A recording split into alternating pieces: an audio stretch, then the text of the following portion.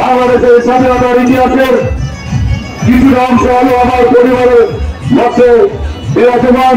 তার কারণ ছিল সেই স্বাধীনতার ৭১-এর স্বাধীনতার যুদ্ধে আমাদের এই থানা যতগুলা গ্রাম ছিল সেই গ্রামের মধ্যে একটি গ্রাম একটি বাড়ি ছিল, যেটি বর্তমান এমপি মহোদয়ের নানার বাড়ি, সেই নানার বাড়িতে পড়িয়ে দেওয়া হয়েছিল।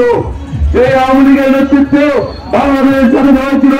সেই আওয়ামী লীগের নেতৃত্বে এদেশের উন্নয়ন অবকাঠামোর উন্নতি হয়েছে। সেই আওয়ামী লীগের নেতৃত্বে দাউদকান্দে বিকাশের গণপরিষদে পরিবর্তন হয়েছে।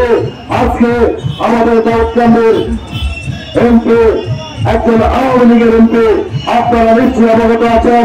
আজকে এই মুহূর্তে এই জায়গা দিতে এভাবে বক্তব্য দিতে পারছি, আজ থেকে 4 মাস আগেও, আজ থেকে 1 বছর আগেও সেই সুযোগটি আমাদের ছিল না। আমরা এতটা দুর্বল ছিলাম যে আওয়ামী লীগ কোন এই এলাকায় এইখানে আমরা কোন আওয়ামী লীগের কোন অনুষ্ঠান করতে পারি নাই। আজকে আমার সাথে এখানে অনেকেই দাঁড়িয়ে আছেন, অনেকের আমার কথা বুঝে আসছে।